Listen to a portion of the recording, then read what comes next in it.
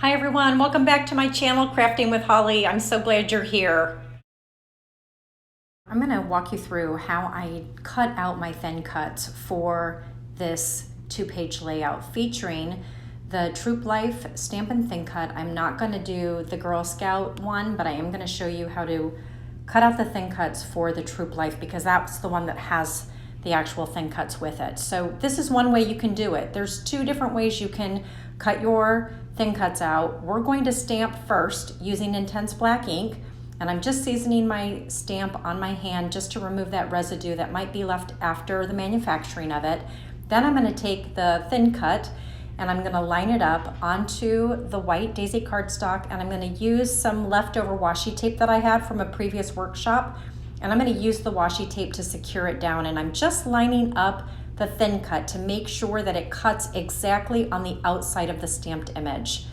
So I'm using 2 pieces for the tent because it needed to have 2 pieces, and then I'm just cleaning off my stamp with the chamois and putting it back onto the carrier sheet. And then I'm gently pulling off the stamps, and that's the key, is use your thumb to just gently pull those images off the carrier sheet so you don't tear them. And then I'm putting them onto their respective blocks. I just thought it would be a lot faster of a process for you. And then I'm going to go ahead and just season them as needed and then ink them up with intense black ink, take off some washi tape, grab the thin cut and put it around the image. And I'm going to do that for every single one of these images. And that way you can see exactly how much room you have on the white daisy cardstock. And that way you're not stamping the images too close together, and you've got plenty of room around each image to not only stamp, but then also to line up that thin cut. And these narrow ones are really tricky sometimes, so just make sure you take your time. You can secure it with 2 pieces of washi tape if you need to, but I really found that one was plenty. And now I'm going to go ahead and stamp the fire, and just be real careful with that one because I got real close to the edge and it still cut perfectly, but you want to be careful because you do need a little bit of room around them. You need some space around them so that they cut evenly. And then there's the compass. And now we are ready to put the last piece of washi tape on here, and then I'm going to run it through my Cuttlebug. And I have an old Cuttlebug. I usually use the Close to My Heart machine, but this one was handy, and so I just wanted to show how quickly and easily it is to pull these pieces off and get perfect precision every time. And they really do line up beautifully. I was really pleased with how these turned out. And just be real careful as you're removing that washi tape because it can grab on your cardstock.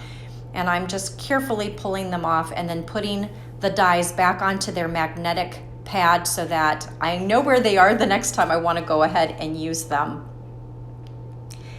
And I just love how easy it is to use these thin cuts in this way. So if you've never tried it before, I would encourage you to try this the next time you go to use your stamps and your thin cuts. And now this time I wanted to show you how you can take all of the images and just line them up onto the foam pad that comes with your stamps, and then use your intense black ink, and then you can look right through the stamp because it's clear and line it up just like that. And this is really the second way to use your stamps and thin cuts. So I'm not sure if you're team thin cut and then stamp, or if you're team stamp and then thin cut. So drop a comment down below after you watch this video. I would love to know which team do you root for and which one do you find easier, because truly there is no right or wrong way to do this. But I've had a couple of customers ask me, how is the best way to stamp and then cut out, or cut out and then stamp your images? So I really felt that this would be a great video that everybody could benefit from, not just those of you that have purchased this amazing stamp and thin cut. So I hope this video was really helpful. And I'm just finishing up stamping these images. You can see how quickly they come together. And don't forget, you can use multiple blocks, or you can just take one block and just interchange the stamps. Use a larger block, like what I did right here. Okay, so now I want to walk you through how I did the journaling on this piece.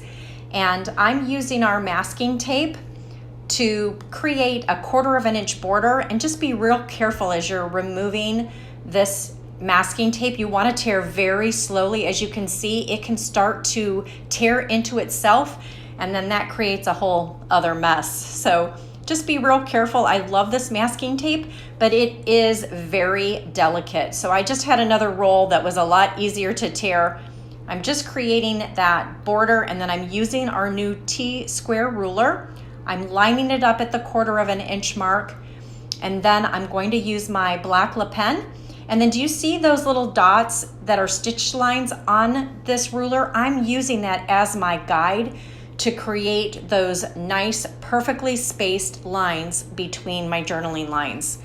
And once I get this lined up and into a rhythm, it's really quick to just keep moving the ruler upward. I prefer to go up and use the bottom line as my guide. And then once I get those lines on, I'm gonna use that really fun Eat, Sleep, Scout, Repeat stamp, and I'm gonna stamp that in pine ink up at the top. And there you go. You now know how to cut out your thin cuts and do a really fun journaling box. If you haven't already, remember to like this channel. I'd love for you to leave a comment below and subscribe to this channel. Thank you so much for watching today. I'll see you next time.